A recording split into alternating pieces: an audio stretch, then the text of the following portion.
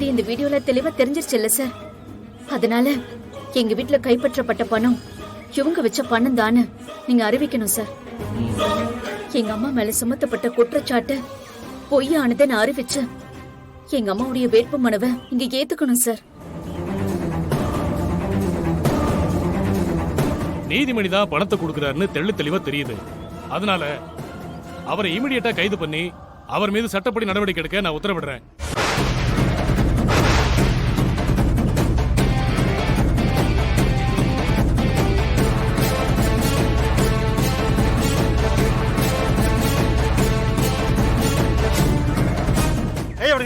கையை விடுங்க. நான் எங்கேயும் ஓடி போக மாட்டேன். நான் இங்கதான் இருப்பேன். மீனாட்சியோட வேட்புமனு தள்ளுபடி ஆகட்டும். அதை பார்த்துட்டு அப்புறம் நான் உங்களோட வர்றேன்.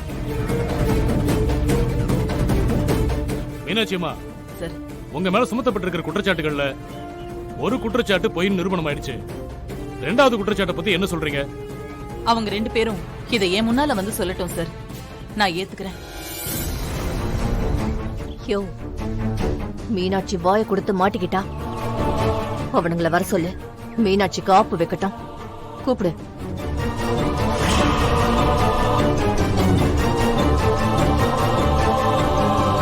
அத்தை, இவங்க கிட்ட இருந்து மீனாட்சியால தப்பிக்கவே முடியாது. ஆபீசருக்கு முன்னாடி நின்னு மீனாட்சி தான் மிரட்டினான்னு சொல்ல போறானுங்க. அவ மனுவும் தள்ளுபடி ஆக போகுது. நீங்க வேணா பாத்துக்கிட்டே இருங்க. ஐயா, ஒரு நிமிஷம்.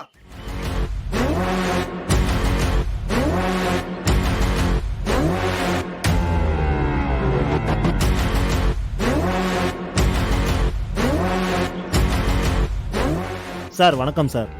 ஐயா வணக்கம் ஐயா. நீங்க 2 பேரும் தான் மீனாட்சியோட வேட்புமனுவை முன்மொழிஞ்சு வழிமொழிஞ்சீங்களா? ஆமா சார். ஆமாங்க ஐயா. இதை நீங்க விருப்பப்பட்டு செஞ்சீங்களா இல்ல மீனாட்சி உங்களை மிரட்டினாங்களா? அது வந்துங்க ஐயா,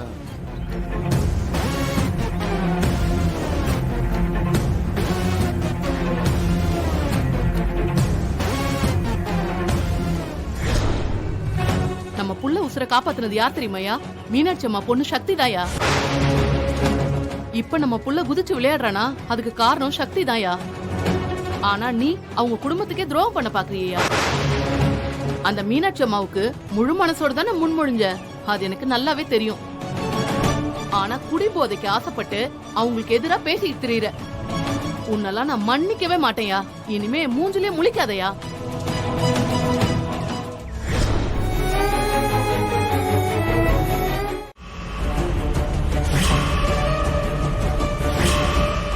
தலகாட்ட முடியல. பாக்குறவெல்லாம் என் காதல் உழுவுற மாதிரி கேவலமா பேசுறான். சக்தி கிட்டயும் மீனாட்சி கிட்டயும் தோத்து போய் சை, உயிரோட இருக்கிறதுக்கே அவமானமா இருக்குதுக்கா. எனக்கும் அவமானமா தாண்டா இருக்கு. அந்த மீனாட்சியை ஒழிச்சு கட்டுறதுக்கு நாம போடுற ஒவ்வொரு திட்டத்திலையும் நாம தோத்துதான் போய்கிட்டு இருக்கோம். அவ என்னடானா நம்மள ஜெயிச்சு மேல மேல போய்கிட்டே இருக்கா. இதுக்கு ஒரு எண்டு காடு போடவே முடியலடா. பிளான் போடுறோம், சிக்க வைக்கிறோம், தோத்து போறோம். ரிப்பீட். பிளான் போடுறோம், சிக்க வைக்கிறோம், தோத்து போறோம். ரிப்பீட். பிளான் போடுறோமா, சிக்க வைக்கிறோமா, தோத்து போறோம். ரிப்பீட். இப்படியே இன்னும் எத்தனை நாளைக்கு தான் தோத்துக்கிட்டே இருக்கிறது? ஏய், நம்ம தோத்து போனோம்னு உன்கிட்ட யார் சொன்னா? இப்ப என்ன ஆயி போச்சுங்க? ரங்கநாயகியும் அந்த மீனாட்சியும் கை கொத்துட்டு ஒன்னா தெரியுறாங்களா? இல்ல இந்த சக்தியும் வெற்றியும் சந்தோஷமா இருக்காங்களா? சொல்லு, பதில் சொல்றா. ரங்கநாயகியும் மீனாட்சியும் எலியும் பூனியமா சண்டை போட்டுட்டு இருக்காங்க. இத நீங்க 2 பேரும் மறந்துட்டீங்களா? இதுக்கு முன்னாடி இருந்ததை விட இந்த தேர்தல்ல ஒருத்தருக்கு ஒருத்தர் எதிரியா நின்னு மோதிட்டு இருந்தாங்க. இந்த மோதல தானே நாம எதிர்பார்த்தோம். இது என்ன நமக்கு தோல்வியா? கடவுளே வந்து எங்களை பிரிக்க முடியாதுன்னு கர்வமா சொல்லிட்டு இருந்த அந்த சக்தியும் வெற்றியும் இதோ இந்த தேர்தலையே எதிரும் புதிருமா நிக்கிறாங்க. இது என்ன நமக்கு தோல்வியா?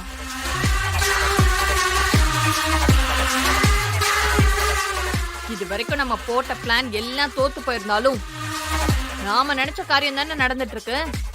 இது நமக்கு வெற்றி தானே.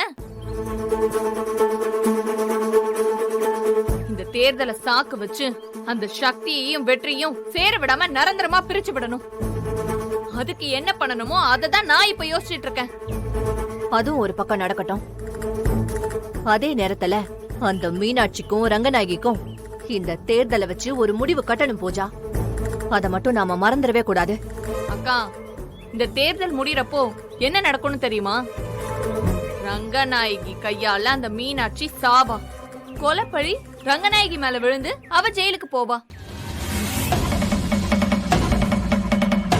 நான் அவளோட சொத்துக்கள் பூராத்தையும் அனுபவிப்பேன்.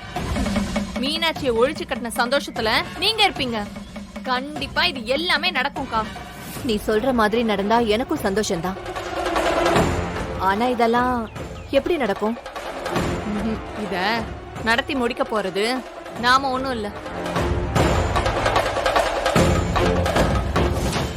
மாலி.